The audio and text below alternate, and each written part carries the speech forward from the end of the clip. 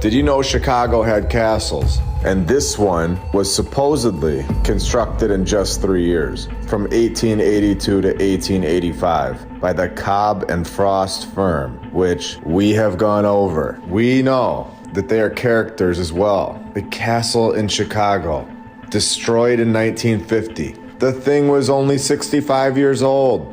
I'm gonna ask you guys, do castles go out of date in 65 years? The last time I checked, they don't.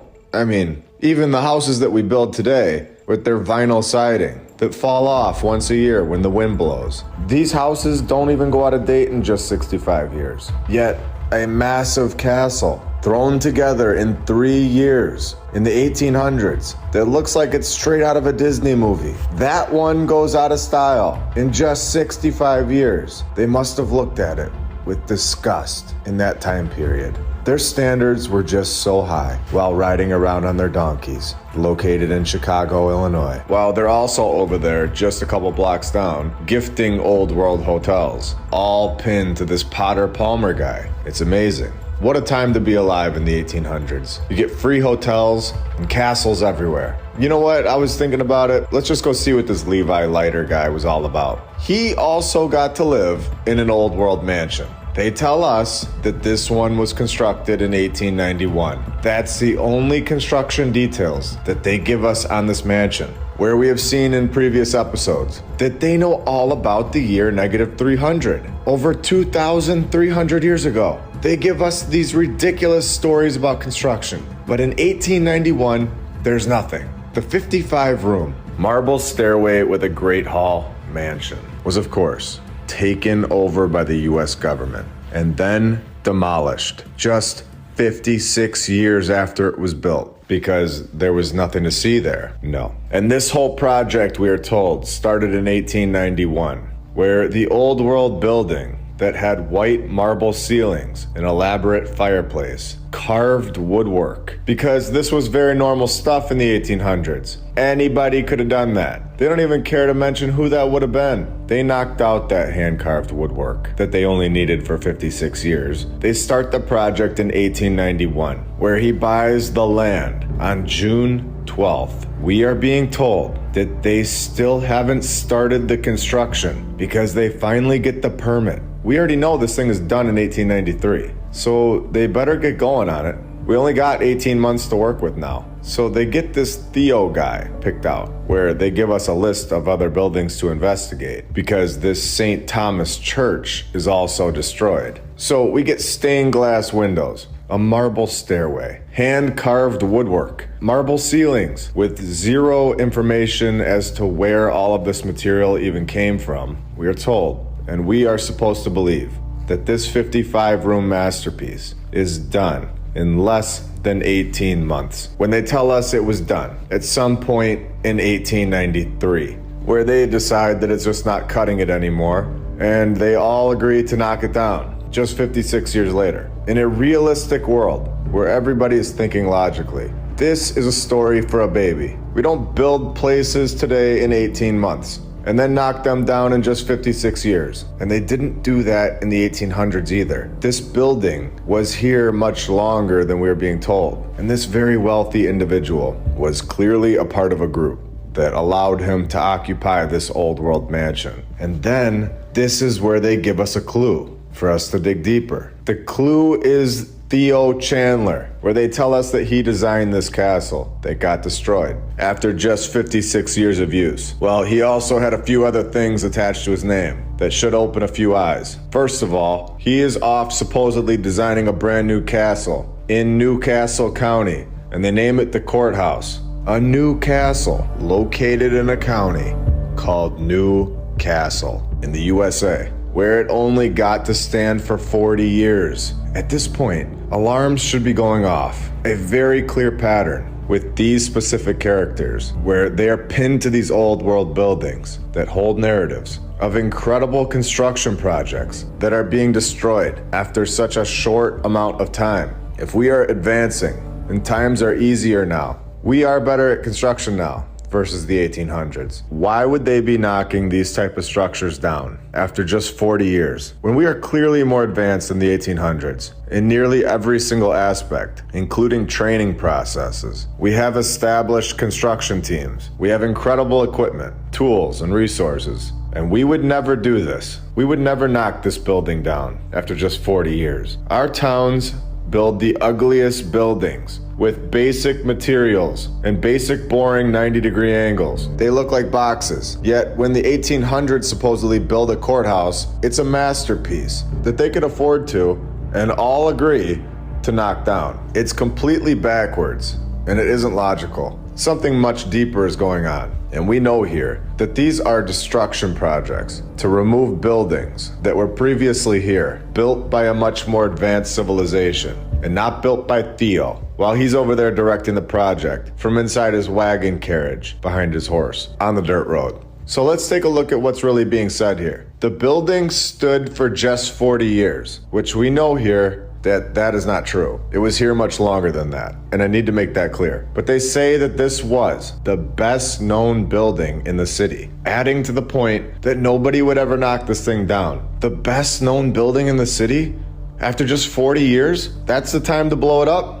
And this part of the paragraph is very interesting in my opinion, where they say, even if very few people now know what used to stand there, and this goes for the whole world, we really don't know. What was knocked down before we were born? How long have they been knocking down buildings? 200 years? 300 years? We know, and we have documented many times, that they are still destroying these buildings today. But in the 1800s, there was no way to communicate this to thousands and millions of people, to let everybody know that this is happening in their town, and so that everyone could share that it was also happening in their town at the exact same time. They didn't have internet. I believe this was all taken away before 1776 and slowly given back to us. From that point on, the only news that anyone had that was being shared with the population was all controlled. And it seems like our ancestors from the 1800s were all just under their spell, and nobody could see what was going on around them and what the controllers were doing. And it also seems like up until just a few years ago, this was still going on, just destroying a lot of the old world's work, with nobody really realizing it. So here we have a destruction photo from 1919, where we are told and are being made to believe that only 39 years after its construction, the basically brand new, incredible stone structure was out of date and needed to be torn down. We know that this thing was much older, and as we've said, nobody is knocking this thing down after just 39 years. We are also told that the writer of this article thinks that many people who watched it get knocked down also watched it get built, which is simply not the case. And this is a demolition, a planned demolition. It was torn down. There was no fire. Take a look at the structure. And now let's look at the Palmer House from earlier. They look exactly the same. They both look like they've been destroyed on purpose, proving my point that no fire took down these buildings. Either it was a planned bomb in all of these cities with the Great Fire bombs, or they were just going door to door using high velocity explosives. And this brings up something that I've been thinking a lot about. We have all of these stories about these buildings that were knocked down, but it does make you think about how many buildings were destroyed before 1800 that we don't have any narratives or photos of, and they were just wiped out. Buildings that weren't classified as courthouses, but just regular stores, to create a new timeline and new narratives, just based on these incredible mansions, hotels, castles, and courthouses in the USA that were demolished. It makes you really think and wonder if Budapest, the way that every single building basically looks like it's straight out of the old world, it makes you think, did nearly every single city in the world at one point before their Great Fire date look exactly like Budapest? And the buildings that made it through the main destruction on that Great Fire date, these were the structures that needed to be explained away in a false narrative and fit into our timeline for a 39-year gap and tossed out before anyone really noticed it. And now for the bonus today. We have the Symphony Center, a music complex located at 220 South Michigan Avenue. a building that is here for everyone to see. In Chicago, Illinois, a building that holds a 2,522-seat orchestra hall, a rehearsal hall and performance space, a ballroom, an event space that overlooks Michigan Avenue, and the Art Institute of Chicago that holds a multi-story rotunda. And for the best part of the story and the clear giveaway, this building, we are told, had its construction begin in May of 1904 and held its first concert that same exact year in December of 1904, over 120 years ago. All of this getting done in 7 months. That would be incredible if it was true. And we don't get the fire narrative here, but we do get an architect with the name Daniel Burnham. Burn. Really. It's just unbelievable. The amount of times that the narrative just throws something about burning or fires or destruction into these narratives. Burnham. Doesn't get any better than that. Well, besides the F.L. Ames character that we found in episode 50.